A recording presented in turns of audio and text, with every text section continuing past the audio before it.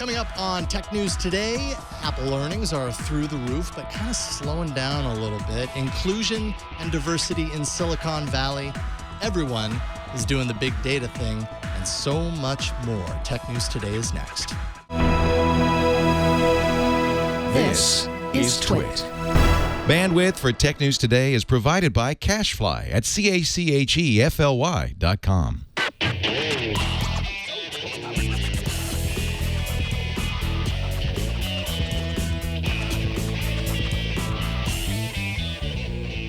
This is Tech News Today, episode 1436, recorded Tuesday, January 26th, 2016. This episode of Tech News Today is brought to you by Igloo software. Igloo is an intranet you'll actually like. It connects people with the information they need to do their best work. Try it for free at igloosoftware.com/twit or sign up for a live demo to see it in action. And by ZipRecruiter. Are you hiring? With ZipRecruiter.com, you can post to 100-plus job sites, including social networks, all with a single click. Screen, rate, and hire the right candidates fast. Try ZipRecruiter with a free 4-day trial now at ZipRecruiter.com/TNT. And by the Ring Video Doorbell. With Ring, you can see and talk to anyone at your door from anywhere in the world using your smartphone. It's like caller ID for your home.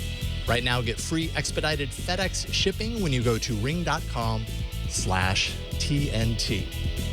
Hello and welcome to Tech News Today, the show where we talk about some of the biggest tech news stories with people who are passionate about technology. I'm doing this open because Megan Maroney is not here today. She decided it would be a good idea to, get out of the place and go traveling and broaden her horizons or something like that. I'm Jason Howell. I'm here with not one, but two amazing people. Hi, I've got Jason. Florence Ion Hello. to my right. How's it going? Good. Good. Yes. Excellent. Very caffeinated. Yeah, I know. Yes. Me too. Actually, and of course, Father Robert Ballecer. I will be playing the part of Megan Maroney today. Okay. I mean, I've been under Are the you table caffeinated? for a few weeks now, so Yes. I feel like I'm ready for the role. Yeah, you're ready to step up. I'm very caffeinated. I noticed actually while I was reading the first stuff that I'm extremely caffeinated. Everything time started to slow down and speed up all at the same I'm time. with you there. This is going to be an interesting show. I think so. We got some big news to talk about today. Of course, it's hard not to start off with Apple when it has an earnings day. Apple came to do two things: chew gum and kick some financial butt. It looks like they're fresh out of chewing gum. The story has two parts. Chapter one is the good stuff, let's say. So we can take a look at that. Basically, they had a profit of $18.4 billion on $75.9 billion revenue. That's just for Q4 of That's just 2015. pocket change for Apple. No big deal. That's up from last year's record setting. So they set this record last year, $18 billion of profit for the same Q4 of 2014. So, still beating their own records, their own crazy records. Of course, in the Q4, the iPad Pro was released. So that's kind of a part of that. It's a piece of the puzzle. Apple sold the 6S Plus in China. That's a huge market. Oh, so yeah. that's kind of shooting it through the roof. Just in general, iPhone sales are a huge driver, and they continue to be a huge driver. That's kind of what we're seeing right now. I mean, they are the driver. Let's not mince words here. They could get rid of every other product they own. And aside from the fact that they like having the multiple screen approach because it drives sales of the iPhone, right? That's where they make their money, iPhone and the market. So the question for a lot of people is, even though these earnings are to die for any other company on the face of the planet, any company would love to have these earnings that for some investors are disappointing, they are still an incredible result, especially in a year where the economy has really slowed down. Yeah. Which is strange because leading up to this release, every financial guru out there was saying, well, people are selling in expecting a bad result or expecting not a great result. And even though they did set another record, there's still those who are saying, yeah, it's not what I wanted. I wanted more. Yeah. Were you expecting more, or were you just like, billions, that's enough for me? I mean, you know how I feel about Apple. How do you feel about Apple? I gave up on Apple I stay with my MacBook right in front of me. Yeah. I gave up on them a couple of years ago as a mobile company. Okay. So, You kinda went all in I on think it. that the better that they do, it's going to set the bar higher for other companies. Sure. So that I'm looking forward to. Mm-hmm. Just like if Apple's going to be making this much money, everybody else is going to try their own little whatever they try can and to get a fling, piece of that whatever pie. they can even to though fling Apple at the wall, has a it'll ginormous stick. piece of that pie. Yeah. Overall, Apple has more than 1 billion active devices worldwide. 1 billion active devices. That's crazy. Another piece to this, of course, is that the Apple Watch and Apple TV are in the other products category. So we don't really know how they're doing specifically, and also, like their desktops and that sort of stuff. But the category is up 62% year over year, so that's good. That's up 43% from last quarter. Cook said in the earnings call that this is the best quarter ever for Apple TV, so that's doing strongly. He also said that Apple set a new quarterly record for Apple Watch sales, especially during December, so a lot of Christmas shopping, obviously. And those are all true, absolutely true. And again, any other company would be envious, but this is Apple. And people will read between the lines. And between the lines it's still in the other category. It's not successful enough to be its own category. To be its own category, because they don't want people peeking at those numbers, which tells me that, they're actually good products. The new Apple TV is fantastic. The Apple Watch, I don't wear any watches whatsoever, but I see a lot of people who are finally finding decent use cases for it. But it's not the new product category. People have been waiting for what's next, because the iPhone market has really sort of matured, and they want to see what Apple's going to draw their profit from next, especially if iPhones are going to continue to be flat. And so people are like, well, okay, obviously it's not the watch, obviously it's not the TV. What else you got? Yeah, and I mean, that's you're leading right into chapter 2 of this 2-chapter story, the not really good stuff, but not necessarily bad stuff yet category. Apple forecasts a slowdown in sales, expecting revenue for Q1 2016 to be $50 to $53 billion. That's down from $55.5 billion. And this would be the first drop for Apple since 2003. And basically, a huge part of this is the fact that Apple, obviously, like we've been saying, all in on phones. That's their most important kind of category. But phone saturation. I mean, saturation is the problem, right? Everybody has a smartphone. Things are slowing down. And when your business is all invested in that as much as Apple is, I mean, it has other things going on, but like you said, none of them are nearly as strong as the iPhone. How do you fill that hole? How do you fill that gap going forward? What do you guys think? I think that's a question that other people are trying to answer as well. I know that Android's going to face a similar problem. Oh, they already year. are. LG's earnings were down as well. That's just one example. Saturation of smartphones, and plus, if Apple's already hit it in China, like all the people who are adopting the iPhone have jumped on. There's still so many other players in China, and that's the market everybody's getting to. That in India. So, what about VR? Could VR be the next big thing for Apple? Right. I mean, I forgot about they're VR. making their moves. I think they're banking on their car, honestly. Yeah. But I mean, we know what's going on with that. As the next big thing. There has to be something big. Yeah. Well, okay, so I dragged down part 1. Part 1 was the good news, and I made it a little downer. I want to drag up part 2. Cool. I like which this. is this. Little nuance. Even though we're saying that, this is scary because we're seeing revenue drop even as profit is increasing, which tells us that it's becoming more difficult for Apple to earn a dollar. It's taking them more money to earn every dollar that they take in. That being said, they are still by far the most profitable in this space. They have it's like 90% of the profit made in the smartphone market comes from Apple. So yeah, there are many billions of more Android devices in the world, but they make a whole lot less money. Their margins are razor thin, whereas Apple can still stretch that dollar. So even though there's a slowdown, and even though their iPhone sales are flat and they might actually be negative in the next year over year, they're still going to make at least 70% of all the money in the smartphone market in the world, and that's a ridiculous amount of money. So if I were a fanboy, if I were an Apple fanboy, that's what I would point to. I would say, yeah, okay, in 10 years, maybe we'll be at parity. But if I'm an investor, I'm saying maybe this is not where I put my money. And that's, again, why Wall Street is a little jittery. Yeah. Interesting stuff. I feel like every quarter, we're so used to hearing just these massive, like insane numbers attached to Apple. And then we're also so used to hearing immediately after everybody saying, yeah, and it's horrible. They should have done better. It's the news really? cycle. Yeah, no, that every single quarter, it's like billions and billions and billions, yet it's never good enough. You can set your watch to it. It's pretty much going to happen. All right, well, let's move on to a couple of Twitter stories. Okay. Yeah, I like that. Actually, now in the latest in continuing executive Twitter storms, Jack Dorsey welcomed Leslie Berlin to the company to be its new chief marketing officer. Ms. Berlin brings 6 years of experience from American Express, where she acted as executive VP of global advertising marketing. She is taking over the role from current Twitter CFO Anthony Noto, who has been acting as the interim placement for 8 months. So this is the continuation of the musical chairs saga that's currently happening at Twitter. I looked over her resume. I looked over her CV. She does have the chops. She has run a big company. She understands what international marketing is, because that's very nuanced. That's a huge part of this. That is a huge part. This is not just a PR person. This is a person who understands you need to pitch differently to different parts of the world. You have to be culturally sensitive. You have to make sure that your campaigns don't interfere with one another. So in that sense, this was a good move. It could have. People will think that this was a panic move. He's got all these people leaving the ship, and he needed to bring somebody in. But you have to remember that Anthony was in this role for many, many months, so he could have stayed in.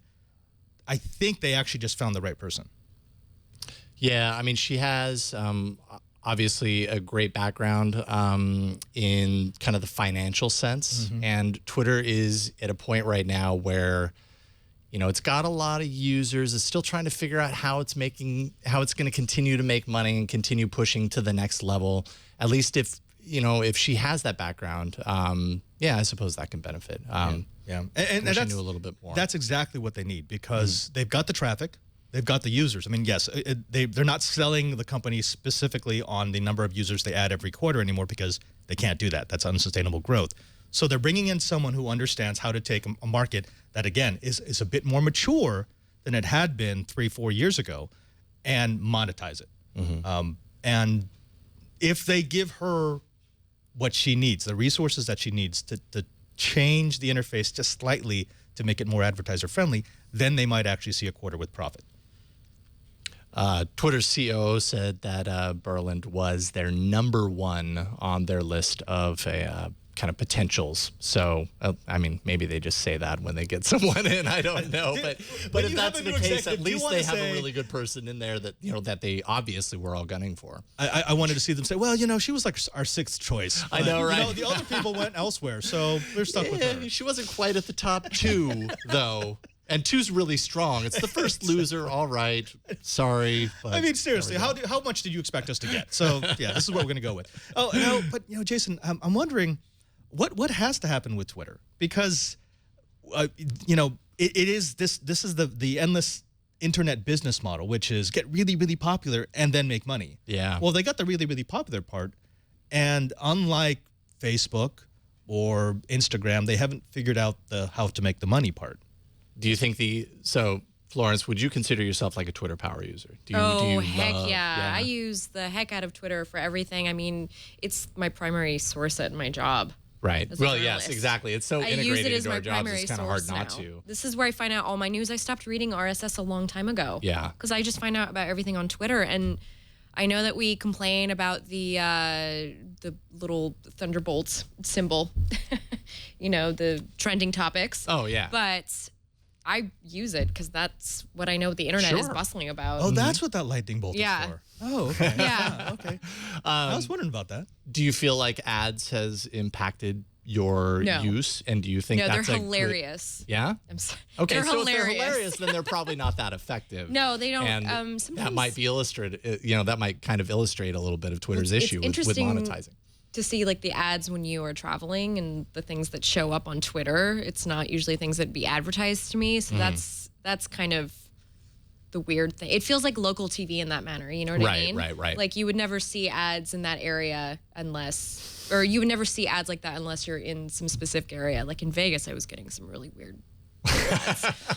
But all right. So speaking of Twitter's advertising, if you're a super duper popular Twitter user, you may have not realized that ads just aren't appearing in your Twitter feed anymore, and likely haven't for months, from what I understand. Sources are telling Recode that a small percentage of highly engaged active users are being served next to no ads, if none at all, in their stream. Twitter has since confirmed that it's not done, that it is happening. It's not done solely based on follower count. It's also volume of tweets, reach of those tweets, how much reach they're getting. So Twitter obviously sees value and appeal, some sort of appeal in an ad-free environment. I just think it's interesting that they're doing this, number one, and number two, maybe this is how they make money. Maybe they monetize an ad-free Twitter. But I mean, when I use Twitter, I don't feel like ads are intrusive on my experience. I just feel like I don't see them, and that's a bad thing when it comes to monetizing advertising on a platform. You know what I mean? But isn't that the whole internet at this point? I mean, suppose everybody so. Maybe I'm just trained to not see ads anymore. I'm trained as well to not see ads. That's why I'm not bothered by it anymore. Yeah. I mean, and that's honestly how I make my money. So I'm glad for them, and I don't. But I don't know. It's like mental filtering. We've got a filter. Yeah. We programmed a filter in our brain. Yeah, you just kind of to shuffle the ads off into an archive. I've got two things about that story. First, Jason, that was a masterful segue, by the way. That was just very, very nice, self-balanced and everything. You're calling attention to the segue. Yes. Stop doing that. Wait, now it's no longer a segue. But the second thing is, like you, I never found ads in Twitter to be distracting because they normally centered around the interest groups that they've already found for me. But I also found out I haven't seen an ad for about a month. Really? And I don't have a lot of followers or reach. So again, I think they're right. This is not just for verified super accounts. This is for any account that they think is helping draw in other users. And when they see you making interactions, they want to make your experience better. But then I Don't question they want to that. make money too? They want to make money, but now I guess they see you as a content creator to make money for them. But okay, here's what I liken it to, and this is a horrible, horrible analogy, but I'm going to use it anyways. Do it. You have a nightclub. Yeah. Women get in for free. Okay. Why not? It's ladies' night. Because it's ladies' night. Well, because right. all the men will pay to get into the club. Yes. This is the same thing. If you allow the people who are making the content to have an exclusive view of their Twitter feed that no one else gets, then maybe they are compelled to continue doing their engagement, which brings in the other users who they do monetize.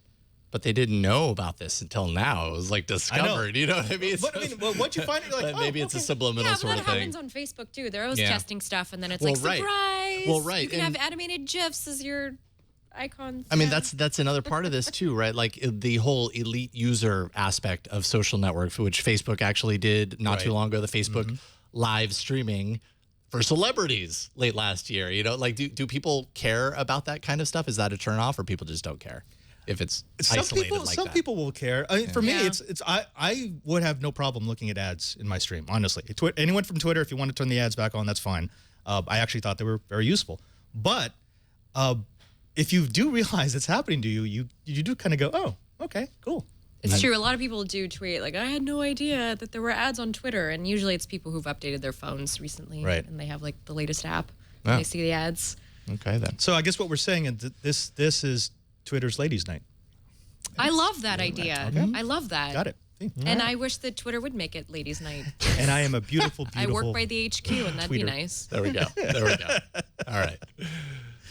This story's kind of right up your alley, I thought, Father. Oh, yeah, I think so. Now, if you're interested in instant broadcasting, but you're not all that impressed with your choice of cameras, well, rejoice, because Periscope has updated their app with GoPro integration that will allow users to stream from their GoPro Hero camera to Periscope through their phones. The updated app will automatically recognize if the device is connected to a GoPro and will give users the option of broadcasting from either the onboard cameras or through the wirelessly connected GoPro.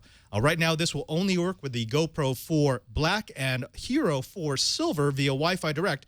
And yes, that Periscope app is now available for iPhones. So I'm actually excited by this because I just went on a vacation to Hawaii with my family a while back. And I did do a couple of periscopes, beautiful, beautiful periscopes that essentially made me, I 3D printed a suction cup mounting that would hang to the outside of our hotel room. Father Robert 3D prints everything. Pretty much. Oh, okay. Yeah, pretty much. If he could, he'd 3D print the chair that he's sitting on to do that okay. show. I'm working on that. Okay, I'm all working right. on that. But it had to hold my phone, which was really clumsy because you kind of want to have the phone to aim it properly. With this, it means I could have used my GoPro, stuck the GoPro, and there's plenty of mounts for the GoPro on the outside. Sure. And then I could have aimed it with my phone and stayed in contact with all the people who are watching the stream on the app. That's actually enticing for me. That is actually a good thing. That's something I've been looking for, a way to use Periscope, instant broadcasting, but have a more customizable camera look. What is the range on Wi-Fi Direct? This seems like a fact that you would actually know off the top of your head. Meanwhile, I'm Googling it, and I think I have it. But Right. Well, okay. So if you're looking, if the absolute range would be about 400 feet. But if you're looking for usable range, right, that you'd actually get enough bandwidth to be able to broadcast, really, you're looking at 40 to 100 feet. Okay. Yeah. All right. So because, I mean, you know, automatically you kind of jump to like drones, like live streaming drones without having to mount your phone on the drone, but the GoPro on the drone, Wi-Fi connect to the phone that's in your pocket or in your hand, fly the drone around. But I guess you got to kind of keep it close by. But that would be nice. That, snowboarding, skiing. Well, there are repeaters, so you could mount a repeater on your phone. Wow, we're going through some getting really great deep. lengths. We're going down the rabbit hole here. So you could do it. But yeah, anytime you separate the camera from the broadcasting device, yeah, you now have the ability to do angles and action shots that you could not do before, because people didn't want to have to mount their phone on the side of their head. Sure. Unless you were a former employee of Twit who really liked doing that, which looked horrible. But we won't talk about that. You do it because it works. You do it because it works. I've been doing all this with the HTC Re, by the way. Yeah, right. Totally, hey, good point. This is totally not a. Now, just, can the I'm HTC thinking I've been. HTC can only do YouTube live Okay. streaming. All right. From the app I or need to get the in on Re. this. But I used it. I bought like a $6 suction cup mount. I didn't print it out myself, and I pasted it to I put it on the window of my car, and we did like a whole video of the road trip down to LA. And how many viewers did you have? Like 15. That's it. They were like, "What is this? This is boring." They were but enthralled. you know It's what? like the Harris most- Ranch is beautiful at this time of year. So Anytime someone thinks about going on an hours-long road trip, the last thing they think is somebody that's sitting at home comfortably wants to go on this road trip with me and experience the sitting in But the that's car what I do part with the of it. Re. And over Christmas, I put it in the Christmas tree, and I did like security camera Yeah. time lapse of my guests The Re's- coming over. The Re's pretty cool, gotta say. It's So anyway, hopefully yeah. they open that up to. I mean, the other GoPro service. is more durable, but Now, there is one interesting note, and that is there is no compatibility with the GoPro for Session. That's the $200 little block thing, which, by the way, for $200, now that they've dropped the price from $400, is a phenomenal device. That is a phenomenal action camera. And I'm wondering if they did that because they're saying, well, if you want this functionality, you got to buy the more expensive one. You got to buy the $400 one, not the $200 one, even though the quality on the $200 one is more than enough for Periscope because you're doing a compressed video stream. Sure. I think that was just a conscious decision. There's nothing technical about that. That was just them saying, well, let's see if we can turn this into a bit of a profit maker for GoPro. Yeah, interesting stuff. Yeah, I think that's cool. We're going to see a lot of live stream snowboarders. And live stream everything. all the things.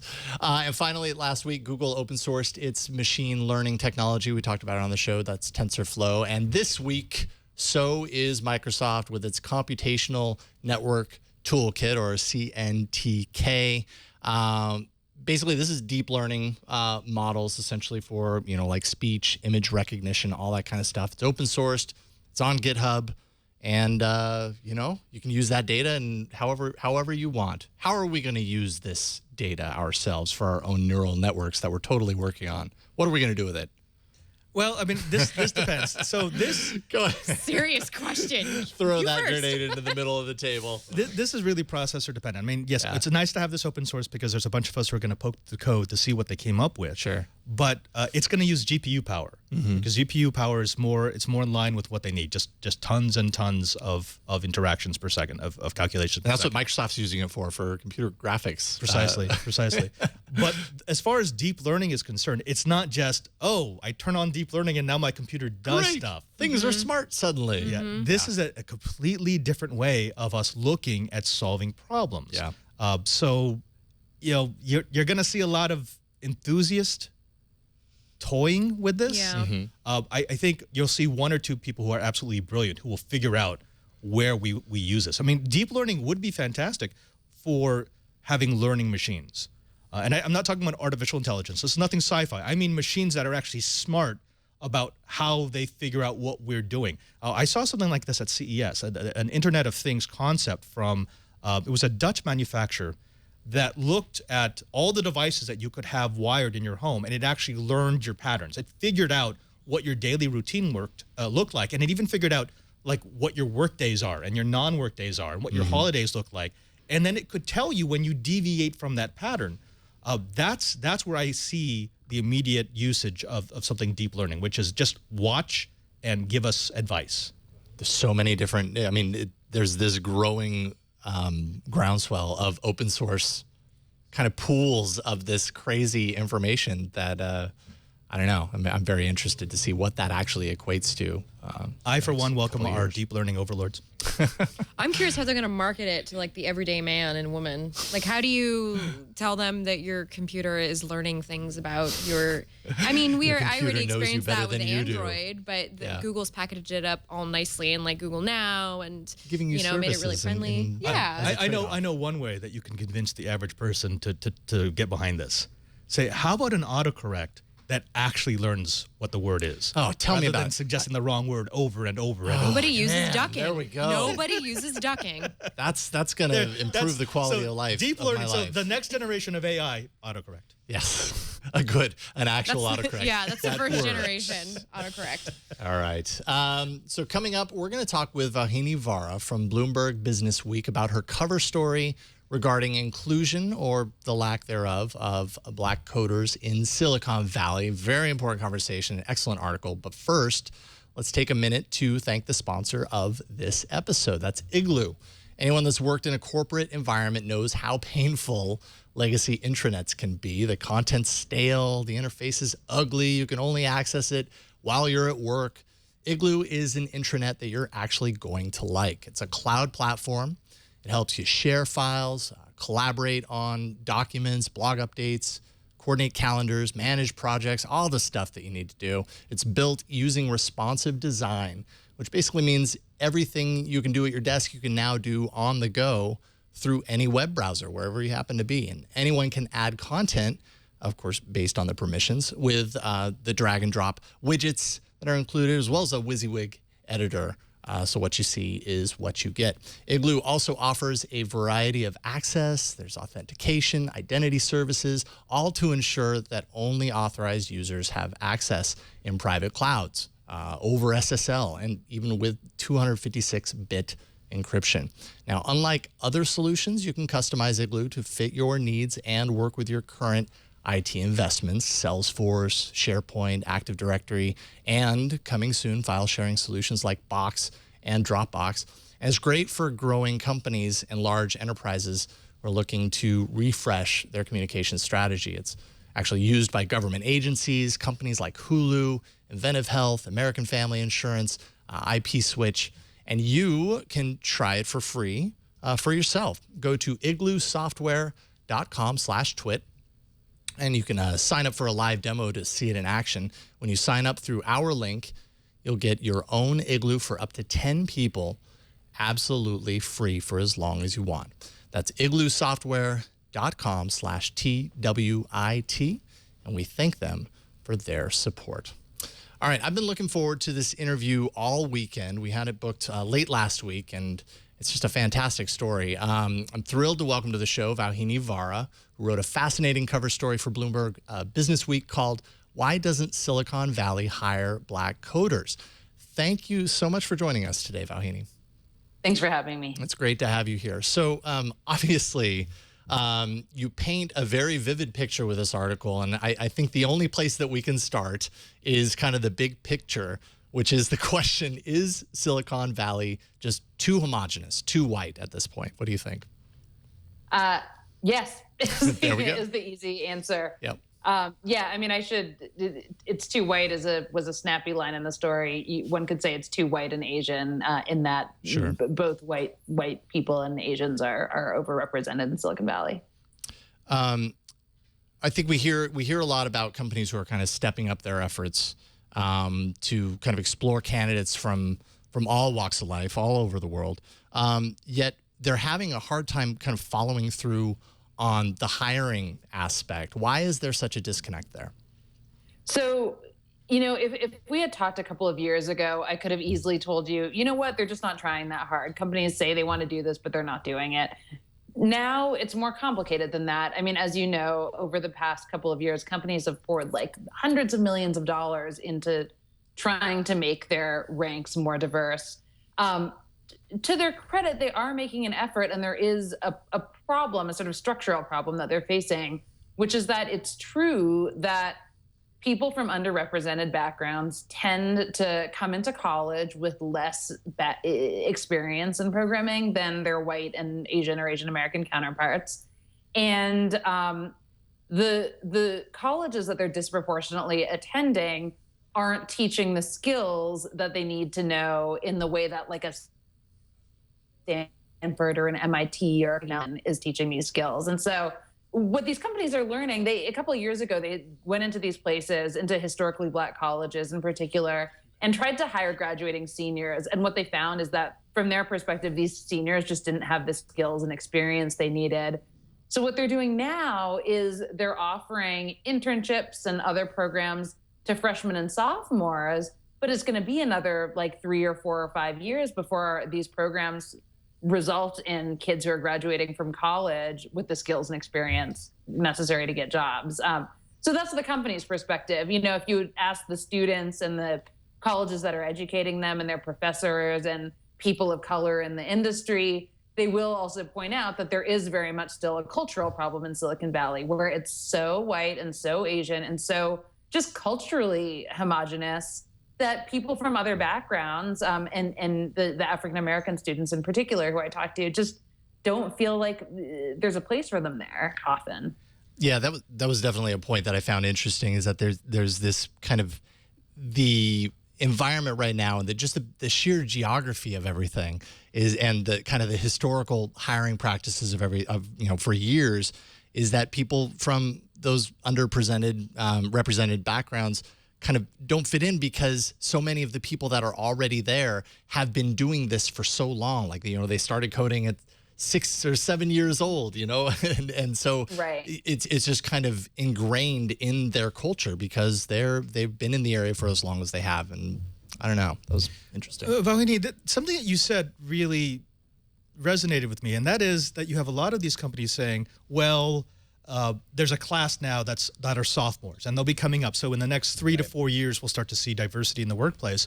But that's what I heard when I was an undergraduate for years ago, and it hasn't changed. In fact, that seems to be the tale every single time we talk about diversity, which is, oh, well, the next crop is coming in. The next generation is just about ready to enter the workplace, and then it doesn't change, which means that either we're lying about the numbers that are in undergraduates coming through the workforce, or that's just where they choose not to go into. There's people who finish their studies and they decide they're going to go into a different field.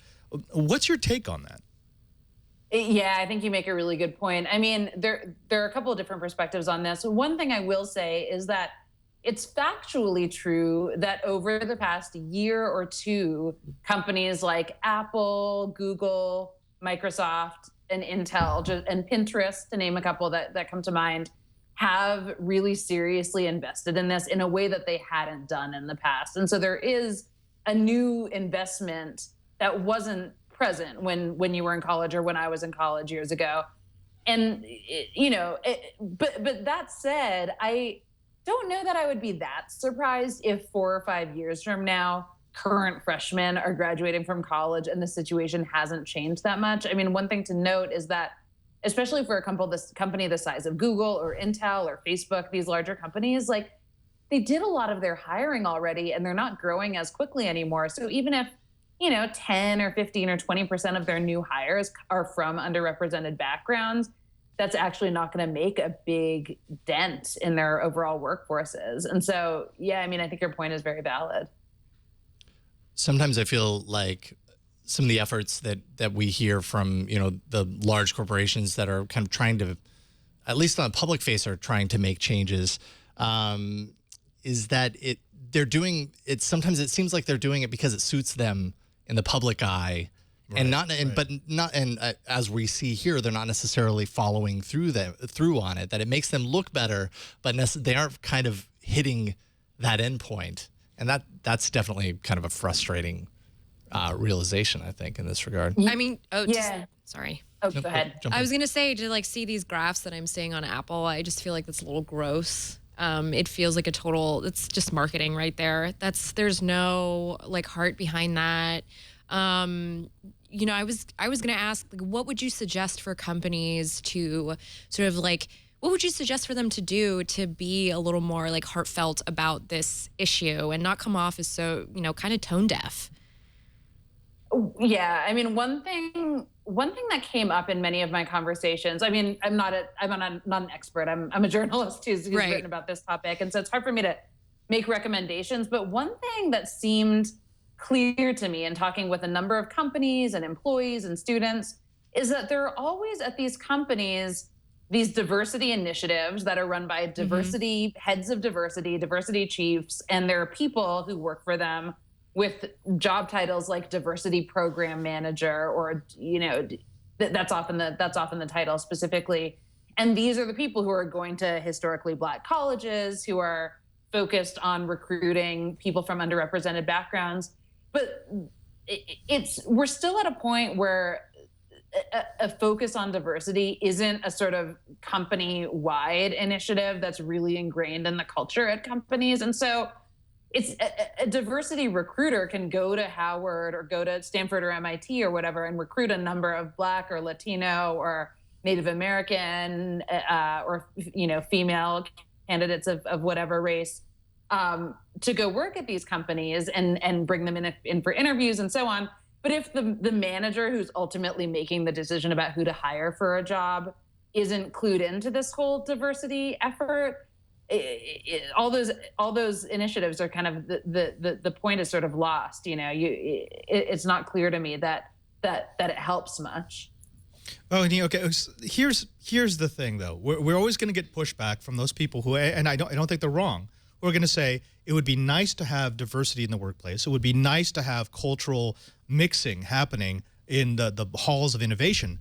But anything that sounds like quota will automatically have pushback, because they're going to say, wait a minute. Silicon Valley is a meritocracy. We'll hire the best person for the job. Right. We don't care what their ethnicity is. We don't care what their sex is. We don't care what their orientation is. Is that true, though? Yeah, is that real? Is that the case? Yeah, I mean, I think executives at these companies can sometimes be under the misimpression that their current hiring and recruiting practices are the fairest, most meritocratic possible practices, right? And the problem is that's a false assumption. That's a false premise. So when companies say, we wish we could be more diverse, but we don't want to sacrifice merit, we don't want to sacrifice quality, that assumes that what they're doing now doesn't sacrifice those things, but it does, because it's been shown that a more diverse workforce is a better workforce. It's a higher quality workforce. So yeah, I mean, that's what I would say on that topic.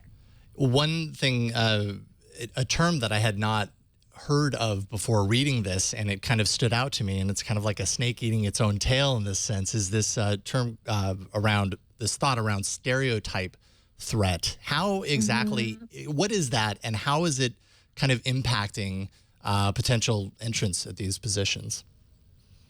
Stereotype threat is a phenomenon in which people from underrepresented backgrounds are likelier than their underrepresented, their overrepresented counterparts to feel like they're sort of representing their race or representing their gender, and that if they make a mistake, it reflects poorly on their race and their gender, and that they're confirming stereotypes. And so what happens is, if I'm a Black female programmer who's graduating from college and interviewing for a job, and if I make a mistake in my interview, it might make me, and this is a generalization, obviously, but according to this theory, it might make me, more frazzled and likelier to sort of stumble over future questions than it might for someone else. And so, it's hard to call it, it's hard to say the interviewer was racist, but if an interviewer is not aware of something like stereotype threat, which is affecting somebody who's interviewing for a position, then, that could put that interviewee at a disadvantage. Yeah, the conversation often has, diversity as part of it, but it's also about inclusion here. And that's a big part of what you're talking about just kind of Silicon Valley in general being more inclusive for people of from all over, from all walks of life. And right now, it just kind of seems like, there's one piece of the puzzle that's being worked on, but there's a bigger kind of picture issue with just decades of kind of history for a lot of people that are in the valley. Just a small part of the puzzle is being put together. They're just working on the lake. They're not working on the entire scene with the bridge. They're not putting their SimCity together entirely. Yeah, exactly. Too, because it's like if I'm a person of color being offered a job at one of these companies and I see that there aren't already people like me working at this place, I'm just less likely to feel like it's a place where I belong. Right, especially when everyone that you're around has interests that don't align with yours. You pointed that out in the article that, like I go out for drinks with my colleagues and they're talking about, shows that I don't watch and activities that I don't do. And that in and of itself is indicative of this kind of, just challenge for someone coming into a world, an entirely new world and new situation for them, and just feeling at the onset that you just don't align with your peers. The worst comment I've ever heard in a workplace was someone telling me, "Well, you're representing your people." I'm like, "Wait, what? Whoa. I'm what? What am I doing now?" Right. It's like, oh, okay, I didn't realize. It's okay, I was I'm doing representing women everywhere right now by being on. If I mess up, it's okay not to hire anyone who looks like me from now on. Wow. Yeah, that's not a good thing to say. Vauhini, excellent piece. Really appreciate you coming on the show today. Vauhini Vara, can I guess just tell people where they can best follow all the work that you're doing online. Follow me on Twitter. It's my full name. You see it on the screen, Vauhini Vara. And I've been saying it incorrectly this whole time. Vauhini. Sorry about that. It's so confusing. I wouldn't expect you to know. Well, we really appreciate having you on. And I promise the next time we get you on, I'm going to say it right. All right. I appreciate that. Thanks for having me. All right. Take care. We'll talk to you soon. Okay. All right. Up next, a little cars and data mini block. There were a couple of things happening there. But first, let's take a minute to thank the sponsor of this episode. That is ZipRecruiter. If you're hiring, but you're not sure where to find the best candidates, that's what ZipRecruiter is all about. As a business owner, your company is only as good as the people that you hire. You know the importance of this. You got to find the right people to manage and run your business. And posting jobs in one place just isn't enough to find quality candidates, and short staffing definitely leaves very little time for you to do the things like post to dozens of job sites, manage those, maintain those, monitor, all that kind of stuff. Thanks to ZipRecruiter.com, you can post to 100 plus job sites with one single click and be instantly matched to nearly 6 million resumes. Now, that sounds like a lot, and it is a lot. But the thing about ZipRecruiter is they make it manageable for you. So 6 million suddenly becomes something that's doable and doesn't totally take you away from everything else that is important to running your business.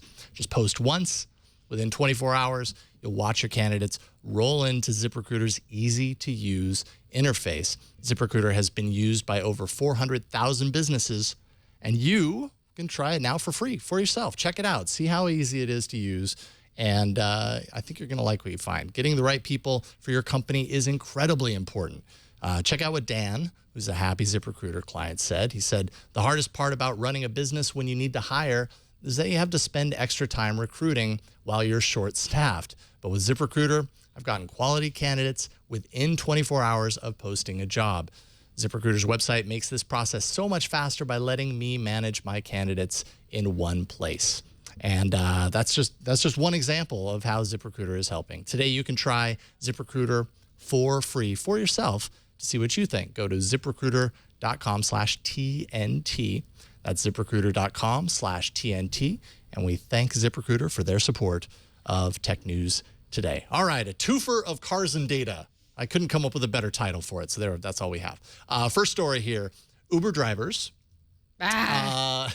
Your overlord is now stalking you, by the way. Uber announced it has been testing a pilot program to use its drivers' smartphones and the gyrometer data therein to kind of cold data. Of course it is. Information about their riders. This has been their plan all along. It's just follow us around and wants to know what we're doing so they can try and make cars that take us everywhere we want to go. Yeah? But so if you were an Uber driver, would this upset you? I would never be an Uber driver because there's such a thing called a bus, which is much cheaper. And it did also... But if this was your job, put Flo in a If this was my job, I never would just world. be, if this was Flo as an Uber driver, which is very possible because I drive a black car, I would feel very weird about this. Yeah? Yes. You would feel like they were monitoring your every move, which is exactly what they're doing. I mean, I get it for a UPS driver. Mm-hmm. They're delivering packages, but I'm just delivering people. People are important. Yeah, And their safety is important. but So here's what Uber's saying. So they're checking for things like they can see if a driver checks their phone while they're giving a ride, how fast the driver's going throughout their time, how hard they're braking, and they can compare it against customer ratings that for those particular drivers and other drivers, so that they know. Oh, okay, normally people are going 55 through here. This particular one is always going 65, and he has all these negative ratings. We have ammo to kind of go to them and say, hey, get better. yeah, I do appreciate that because there have been a couple times I've actually felt very unsafe in an Uber car. Oh, really? Okay. Yes. I can point out this one particular time, actually last May, where I had to tell the guy how to get to where we were going because he had no idea how to use the bridges in the Bay Area for some reason. But anyway, I've been in cars that driven too fast or just sure. took really long routes to get to where they're supposed to go, and I don't know. That's always a I guess it's a good thing that Uber wants to do this sort of thing and track its drivers, but it's also kind of sucky that this is a necessary evil to have because Uber's just had so much fire under their butts. Do they get tracked even when they don't have a customer in the car? I mean, that's a good question. I mean, because then we really start getting back into the employer contract discussion. That's Because absolutely. if they only get paid when they've got a customer, Uber shouldn't be able to log Yeah. any of their data when they don't have a fare. I see you really like question. donuts. You hang out at the donut shop a lot. We're going to tell your writers. insurance company about that. Yeah, right. So Uber is really just a big data company. I think that's what we're That's finding the out. whole point. They want to do the whole autonomous They're all driving. big data. They're all big. Everyone's Yeah. big data now. I mean, Dang. seriously, there's so much money to be made Buzzword off is this data. That's what they should be saying now. That's all it is about. But hey, it's incumbent upon Uber to make sure that their drivers are driving safely. And I suppose this is a pretty easy method to do that by. They're already running an app to kind of log what they're, the drivers are already running apps to kind of log what they're doing. And But what are they going to everything, do so- though if somebody is driving 55 in a 35 miles per hour zone? I don't think they do anything right then, but they can go to them Yeah. afterwards and say, hey, we saw what you did back there. See, It's kind of like Airbnb. That's some bad stuff happened on Airbnb, and now they're implementing all these policies. But Sure. I drive safely, so Uber would have nothing to track on me. But I'm pretty sure they would get complaints about all the rosary beads I put around the car and the lit candles and the little shrine in the passenger I like seat. that. So, That's why I yeah. love taking taxi cabs. They were so personable. Yeah, personality. So Religious much Uber. personality. Yeah, that's what I'm looking for. You don't get personality in Uber? You get a sterilized, fresh bottle of water. Oh, okay. Wait, they give you water in Uber? Some of them do. That's The a nice bribe. ones. That's Don't. a bribe. Sometimes they have baby wipes. Okay, and it's see, like, that's all. ooh. Actually, I would put an entertainment center in the back of my car.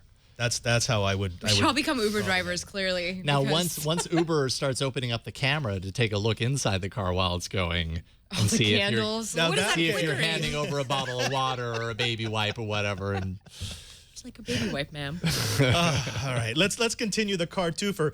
Google's Waze app is now in cahoots with ride-sharing service Lyft, along with other few launch partners. With its new Waze Transport SDK, this will allow companies like Lyft to integrate Waze mapping, traffic guidance data into their own apps and experience. Now, they plan to use that SDK to update its routes in real time as passengers enter the car. It's something that you've had to do manually up till now. You had to Right. say, okay, I don't think this route is good. Go ahead and give me another one. So this, again, a little bit of big data-ish here. But I like the fact that Lyft is trying to overcome its extreme challenge in competing with Uber Yeah. by bringing in partners. I think that's the only way it's going to be able to compete right Marketing. now. Yeah. Really good marketing. yeah, Google's a good bedfellow, I suppose Yeah. is the It's word better as than, far like, as this is when- concerned. So when- sure. It's better than when Uber was, putting poor puppies in their car and just. I don't even know what you're talking about, but I'm there's, afraid like, to little ask. puppies. They would go to the ASPCA and they would Oh, get okay. kitties that you That's could a lot play better with, than and then what it could have been. Puppy Uber, like Poober? No, Father Robert, no, not that. No, that's different.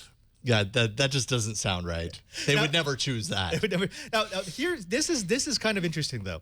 I like the fact that they're going with partners, but if you look at the partners that they're bringing on board, you have an emergency dispatch service.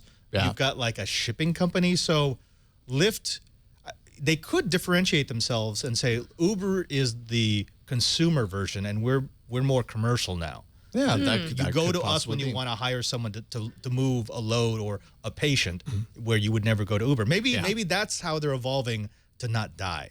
Yeah, not become irrelevant. Do you know any Lyft drivers? I have not seen a Lyft Yes, driver on the I know. streets of I San know a Francisco Lyft driver. forever.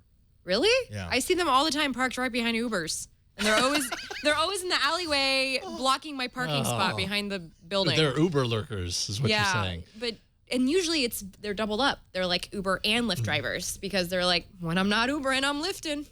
So Wow. I would be, because Lyft does pay better commission. So I would be a Does Lyft it? driver with the Uber app on, looking for the fares, and then just beat it there. they let you have old cars too because bet that Uber wouldn't wants you to last have a very car long. after like 2011 or something like that. So that's where the whole Wait, I can't. You have to have at least a 2011. Is that? or something something like that. Like you have to have a relatively new car, which is why they were giving out leases to people. I'm just gonna have to lease a Tesla.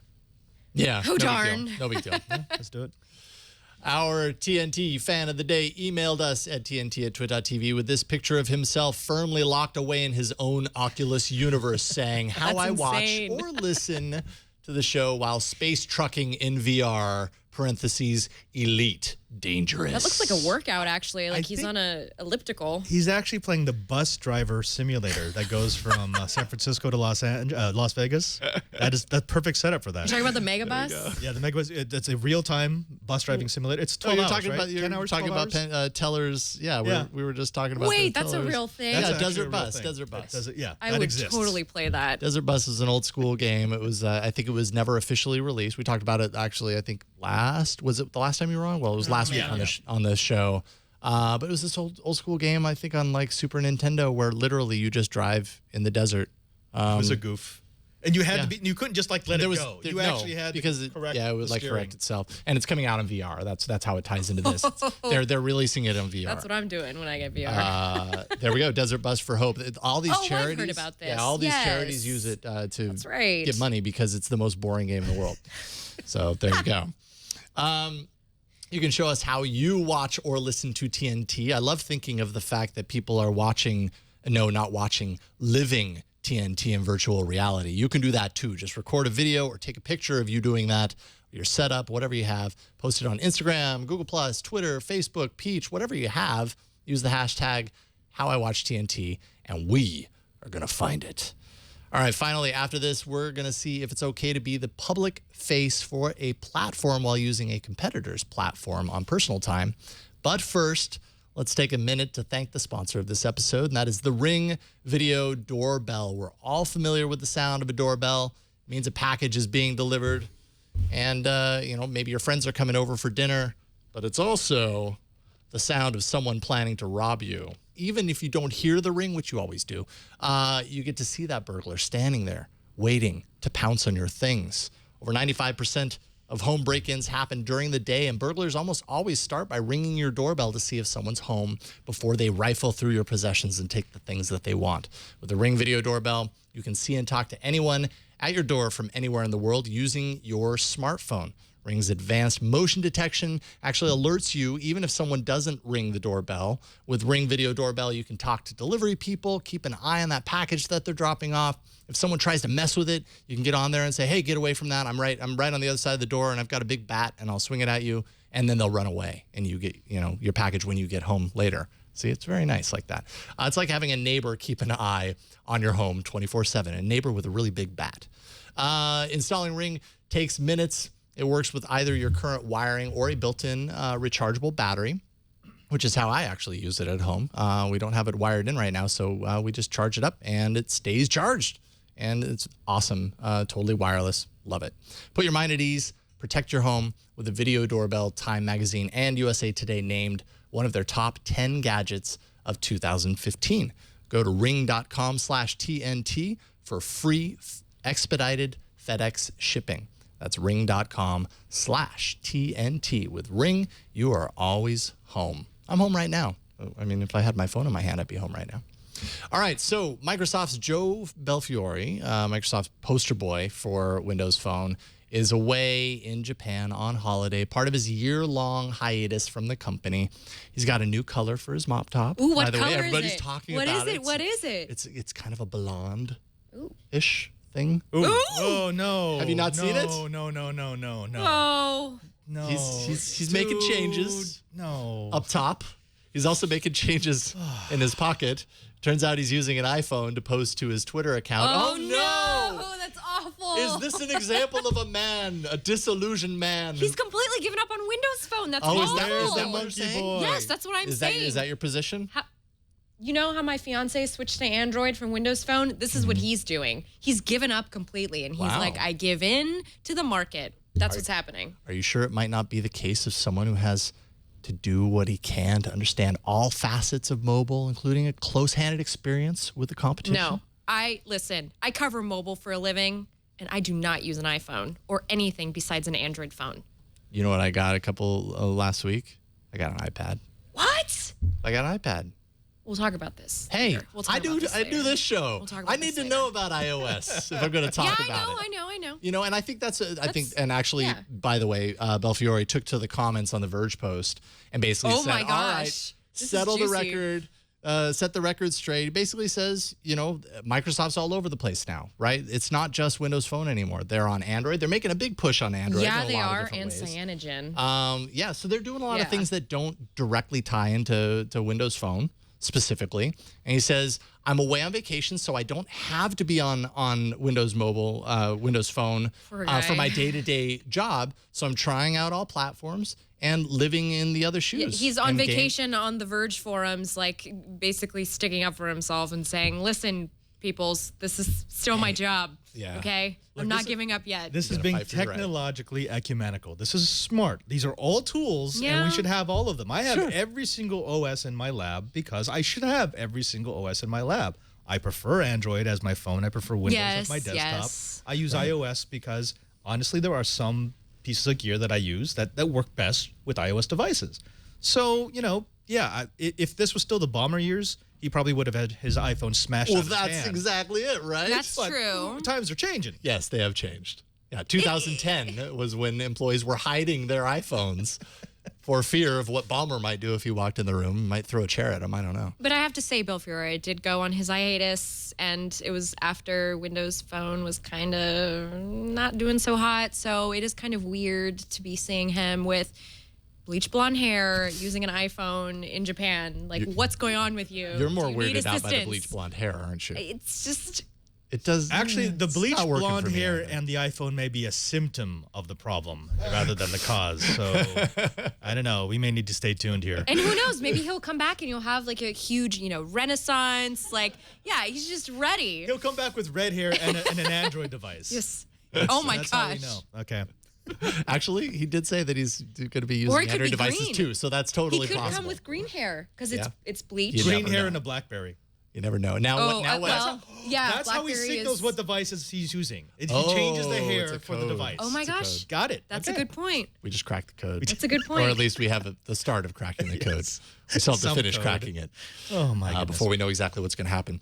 You guys, it's a lot of fun. Thank you so much for helping me out today. Well, thank you for having us on. Yes. Yeah. So Florence Ion, I do a show with you called All About Android. In fact, Yeah. we're going to do it here in a few minutes. Yeah, I'll be I hope I'll you're be not back done in a couple talking. minutes. Don't go anywhere. I hope your voice is still okay. Oh yeah, my voice is fine. My caffeine's actually just now kicking in. Oh, so- okay. Wow. All right there. Tell people who might not follow All About Android kind of where they can find your Yes, work and what you you're can doing. follow me and my music's on Android and public transportation at my Twitter feed at OThatFlow or just about Android at greenbot.com and PCWorld.com. Woohoo! Doing great work over there. You Yay. review a lot of hardware. I do. I do. Yeah. I do. Alrighty, and Father Robert Ballecer, pleasure having you back again this week. Thank you so much for coming on today. What do you want people to know? I want them to know that I'm still here on the Twit TV network doing You are. know how twice a week. Actually, we record both episodes on Thursday. I also do This Week in Enterprise Tech. That was the first show I ever did on the Twit TV network. That's on Fridays at 1:30 p.m. Also, I want people to know that Even though I drive my own car, technically it's public transportation because my order is tax-free. So I guess the state is paid for the car. Okay. I guess that's how it works. And I want them to know that they should follow me on Twitter at PadreSJ, so that Twitter will continue to keep my feed ad-free, so I could feel like a pretty lady. Aw. You are a beautiful woman, There we lady. go. I'm a strong, independent woman. Yes. Okay. Yeah. Okie dokie. Tomorrow is going to be a tech thing takeover. Patrick Norton and Shannon Morris will both join me in studio to tackle all the news with a tech thing perspective. Looking forward to that. TNT records live every Monday through Friday, 4 p.m. Pacific, 7 p.m. Eastern, 12 a.m. UTC at twit.tv/live. You can always be a part of the show by emailing us. That's TNT at twit.tv, or leaving us a short voicemail, and leaving us a voicemail, 260-TNT-SHOW. You can also hit us up on Twitter at Tech News Today TV. If you want to kind of know about some upcoming guests on this show, or really all of our shows, you can subscribe to the newsletter. Twit has a newsletter now. Sign up at twit.tv/newsletter. And don't forget to, subscribe to the show. We're all over the place. iTunes, wherever you find your podcast, you're going to find us. All the ways to subscribe are there on our show page at twit.tv/TNT. I'm at Jason Howell on Twitter. Thanks to our live producer, Anthony Nielsen, and all the awesome people who help us produce this show every single day. And thanks to you for talking tech with us today. We are going to see you tomorrow. Bye, everybody. Woo!